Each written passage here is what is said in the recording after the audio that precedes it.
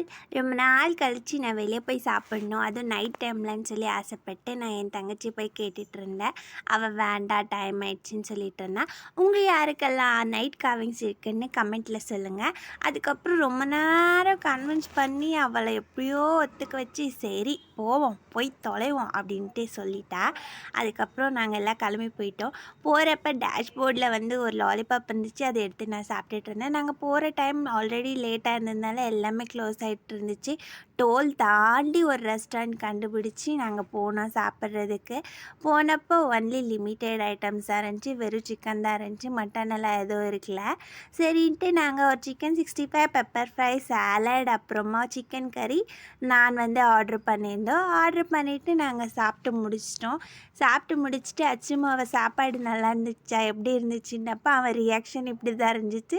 சாப்பிட்டு முடிச்சுட்டு நாங்கள் வீட்டுக்கு கிளம்பி போயிட்டோம்.